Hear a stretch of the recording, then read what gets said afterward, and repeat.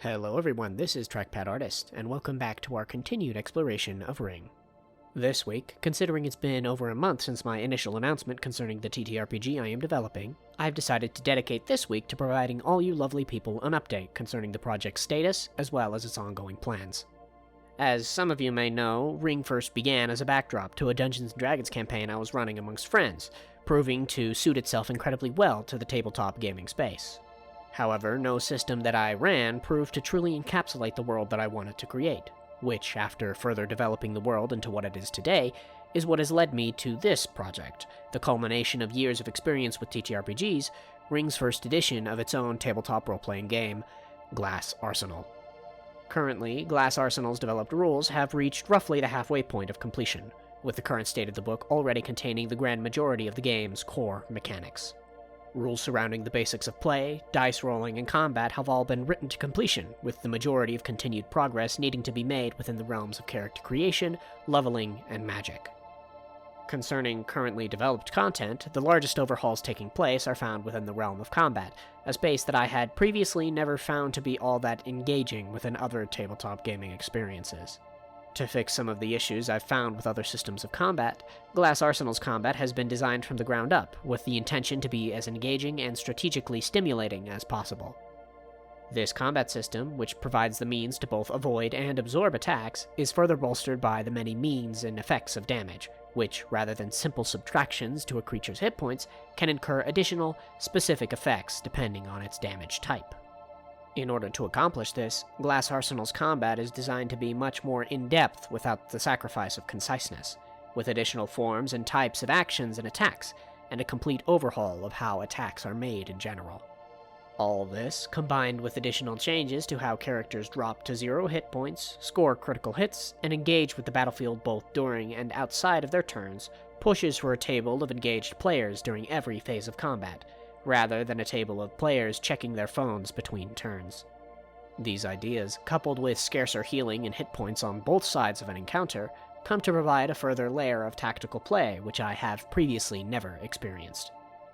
However, no adventurer is immune to the effects of exhaustion, pushing players to make time for their characters to unwind and de-stress between these tense encounters. To this end, Glass Arsenal has also changed the foundations of character recovery, making such a process not only less forgiving to players, seen through its more realistic restrictions on healing, but also much more rewarding and even engaging. In order to bring about this engagement, I've developed an entirely new mechanic called rest actions, actions that can be taken throughout a character's downtime in order to incur long-lasting benefits for their coming day. Though there are a select number of these actions available to any character by default, the grand majority of them derive from either specific character capabilities or a character's equipment. This directly leads us to Glass Arsenal's complete equipment overhaul, which ties direct rules and mechanics to every purchasable item a character can get their hands on.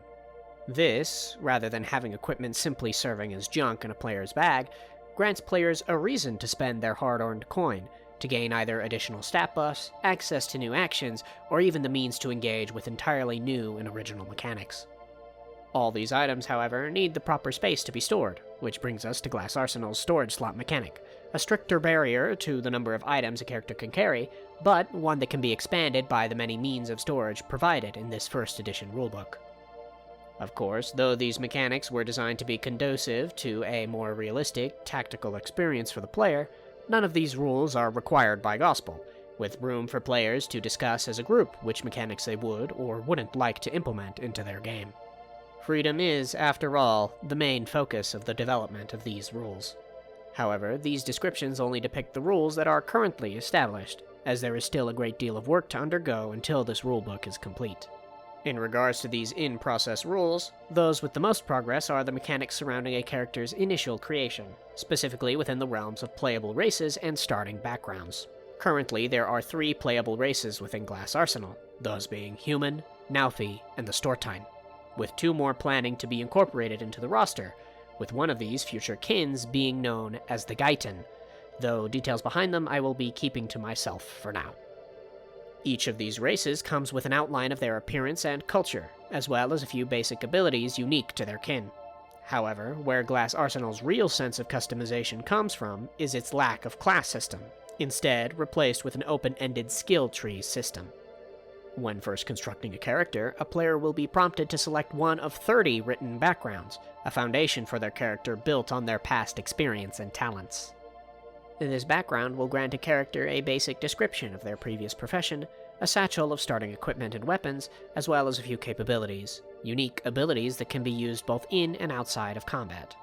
This system, however, rather than confining a character to a specific path, only serves as a foundation. Beyond this initial creation, characters are given complete access to skill trees, which can not only bolster a character's current talents, but develop entirely new ones, provided specific prerequisites are met. As a character continues to explore and develop their talents, they may prove to shift to an entirely different place than a player had previously envisioned, allowing characters to more naturally shift to better accommodate the needs of a party, rather than remaining confined to a singular role decided at the beginnings of their journey. These rules, though currently being written, contain a great deal of progress, with the majority of every background being written to completion, needing only the leveling skill tree to be finished in order to be complete. Finally, Glass Arsenal's calling card, Ryng's expansive magic system, will be the last thing to write. Everything from glass and essence to living magic and curses is being explored, written, and developed into a system that is not only faithful to Ryng's world, but is also fun and tactically stimulating to use. Unfortunately, its mechanics are currently the least explored within the rulebook's current state, leaving me with little to update as to their form and function. As we can see, though a great deal of progress has been made, with this first edition rulebook so far coming out to be some 45 pages long, there is still a great deal to go before such a thing is in a state to be released.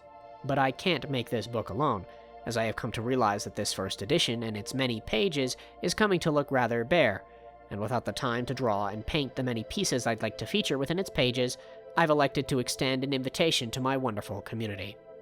Though this is an invitation I have extended before, here is a reminder that submissions are continuing to be accepted, as I have just recently taken hold of the first 2 pieces to be featured within this rulebook. Even still, I am continuing to look for art to feature within this project, not only to display the incredible talent of this community, but to feature as a thanks to all you wonderful people. To accomplish this, I have established a specialized channel within our Discord channel for submissions, and will be reaching out to artists I would like to feature to discuss their proper credit, and yes, payment. For those without access to Discord, but who would like to submit their work regardless, I will be including my email within this video's description, where you can send me your submissions directly, without the need of Discord. As the many ambitions I have had for this project continue to be developed and explored, I hope to give life to a product that can not only be enjoyed by all you wonderful people, but a product that I too can be proud of. To this end, I'm aiming to release this rulebook upon its completion, when we, as a community, can come to hit 10,000 subscribers, a milestone that grows ever closer with our recent breach of 9.6k.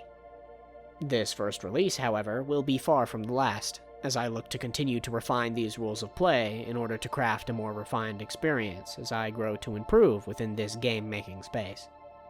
Furthermore, I plan on releasing additional supplementary content to pair with this first publication, crafting, compiling, and publishing stat blocks of monsters and enemies to provide further resources for those who wish to play.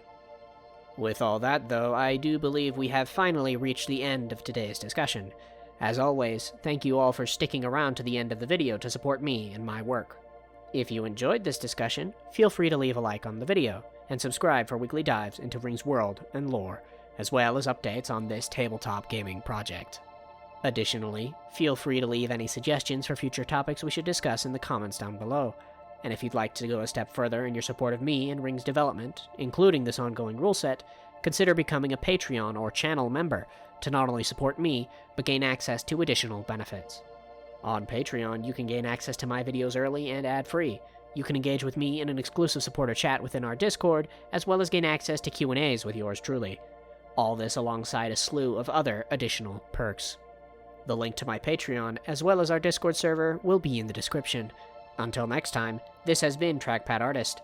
Thank you all for watching, and I hope to see you again soon for our next discussion.